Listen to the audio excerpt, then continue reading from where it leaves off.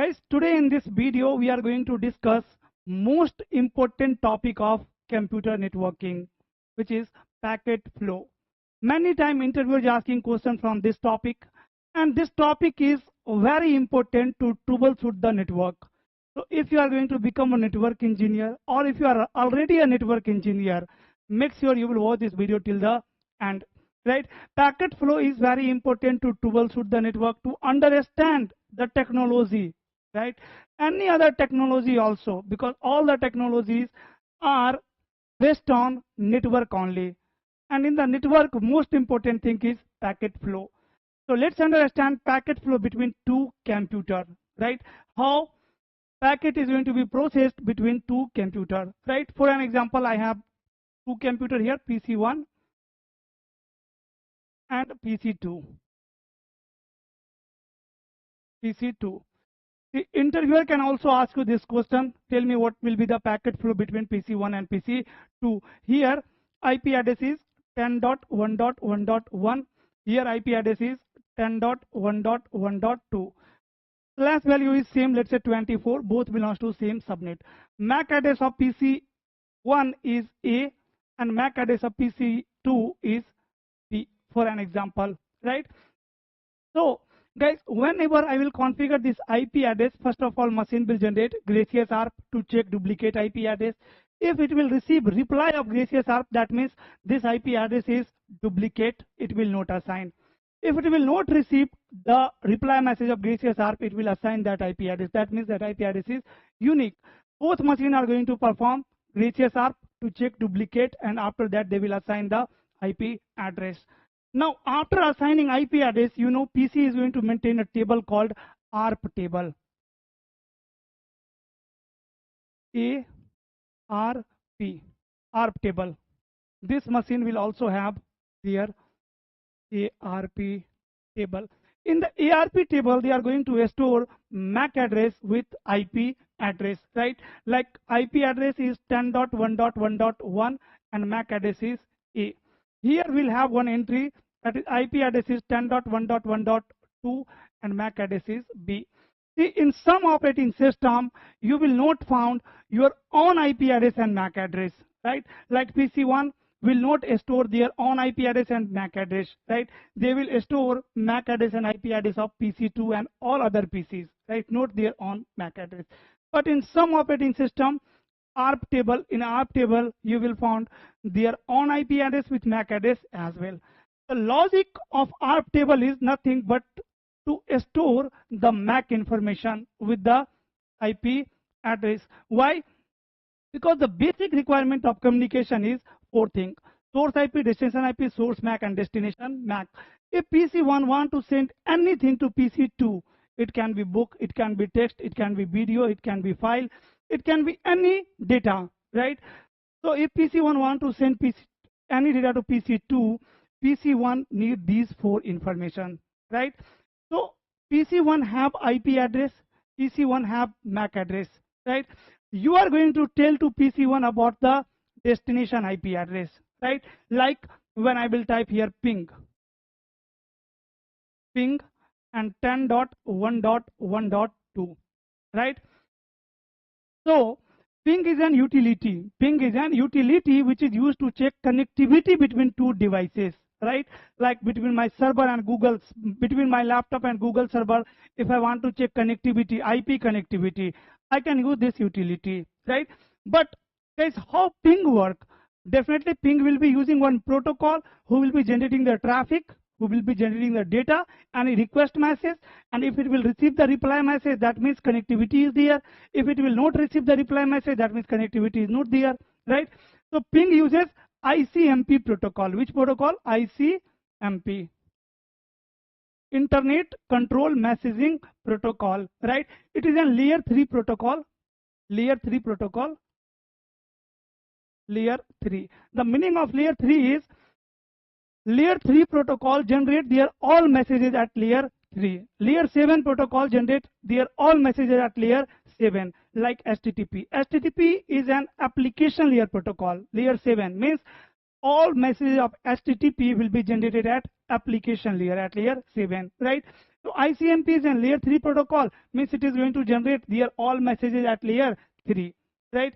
So ping uses ICMP protocol. Once you will type ping this IP address in the CMD and you will hit enter, what will happen? Your PC is going to generate ICMP request message at which layer? At layer 3, right?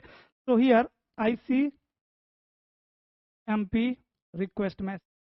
My PC have generated ICMP request message, right? At which layer? At layer 3.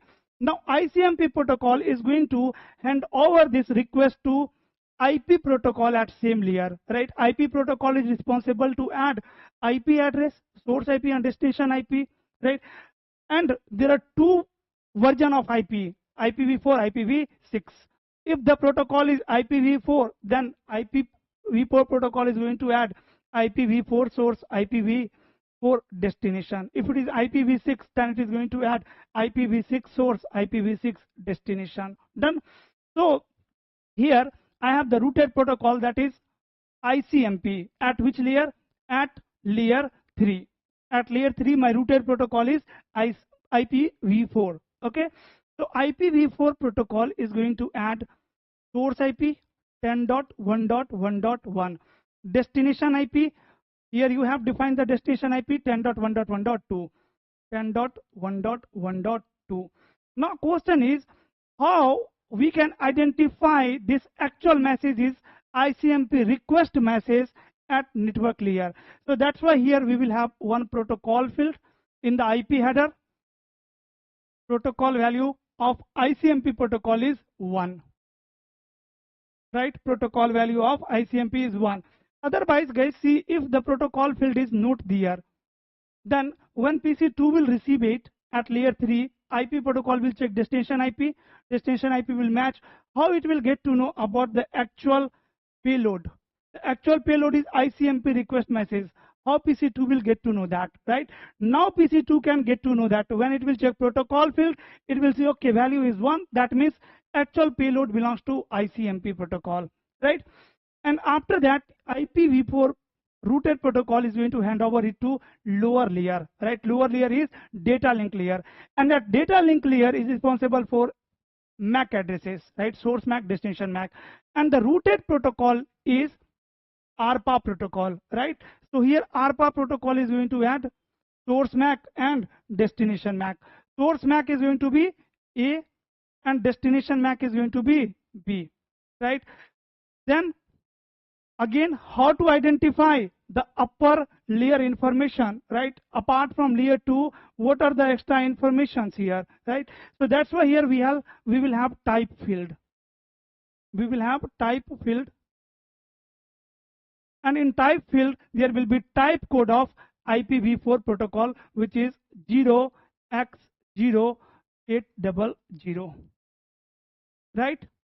Now here there is one question, that how PC1 get to know about the destination MAC address. The destination MAC is B. So for that, PC1 is going to look up their ARP table. Which protocol? ARPA protocol is going to look up ARP table to find MAC address of 10.1.1.2, right? So in the ARP table, either it will find the MAC address or it will not find the MAC address. So see, there is no MAC address available for this IP address 10.1.1.2. If the MAC address is not available, then PC is going to put this information on hold. Why on hold? Because the destination MAC address is not available. It is not able to encapsulate the frame, right? So this message will goes on hold, and it will generate ARP request message, right? ARPA protocol is going to call ARP protocol. See, at layer 3 routed protocol is IPv4. At layer 2 routed protocol is ARPA,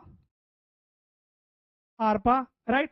And now ARPA protocol don't have destination MAC address, right? So that's why it have put it the all information to hold, and it is going to call to ARP protocol. Here, can you find the MAC address of 10.1.1.2, right? And then ARP protocol will resolve the MAC address of 10.1.1.2. It will store in the ARP table. 10.1.1.2 MAC address is B. Guys, if you don't know how ARP works, right, please let me know in the comment section. I will make one detailed video on it. All right. For an example, I am expecting you know how ARP work. That is also part of packet flow only, right? So when ARP will resolve the MAC address of 10.2, what will happen? Again, ARPA protocol is going to add MAC address here, right? The destination MAC B, right? And then it will forward to PC2. It will hand over to lower layer to physical layer. Physical layer is going to convert it into bits and then into signal. And after that, it will forward from this link to PC number 2. Now, the form of data at particular layer is called PDU. So you know, PDU at layer 3 is packet. What we called it? We called it packet, right? And the PDU at layer 2 is called frame. What we called it? Frame. Now this is not on hold. Now this is not on hold. Now this is frame. If the machine have MAC address, destination MAC address, it can encapsulate the frame. If machine don't have MAC address, then it cannot encapsulate the frame. So it will call to our protocol. Our protocol will resolve the MAC address, and then it will again encapsulate the frame, right? Now when PC2 will receive it, PC2 will receive it again physical layer. Physical layer will convert signal into bits and bits into frame, and then it will hand over to data link layer. Data link layer is going to check what? MAC address, destination MAC address. Destination MAC address is B. See, PC2 will, or you can say ARPA protocol will accept this message in two cases. If the destination MAC is same MAC address of PC2, then it will accept. Or if destination MAC is broadcast. If the destination MAC is anything else, then simply it will discard it. It will discard it, right? So if destination MAC is MAC address of PC2, it will accept. Or if MAC address is broadcast, then it will accept. Because if it is broadcast, then it might be possible that this message can be for me also. Okay. So this time you can see MAC address is MAC address of PC2. It will accept at layer 2. Now it is going to check upper layer information, right?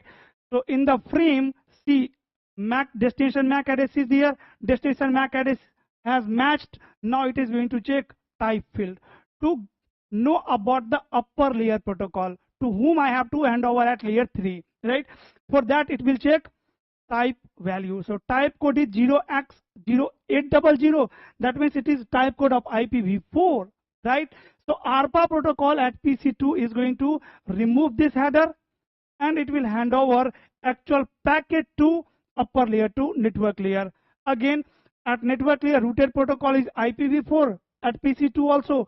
So IPv4 protocol is going to check destination IP address. Again, same thing. If destination IP is IP address of PC2 or broadcast, then only it will accept, otherwise it will discard it. Okay. So destination IP addresses, you can see matching IP address of PC2. It will check protocol field. Protocol value is 1. That means the upper actual payload belongs to ICMP protocol. So IP protocol is going to remove this header, and it will hand over actual ICMP request message to ICMP protocol. And now ICMP protocol will generate reply at PC2. ICMP reply. Right? And in the same way, reply will be processed. So this is packet flow between two computer. Interviewer can ask you any question from this process. Hope this video was helpful for you.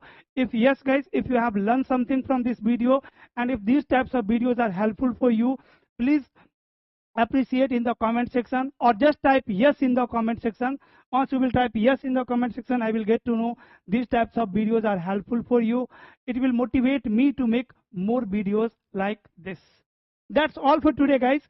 Hope if interviewer will ask you this question, you will be able to explain them. You will be able to answer them. That's all. We'll meet soon in the next video. Till then, stay safe. Bye-bye.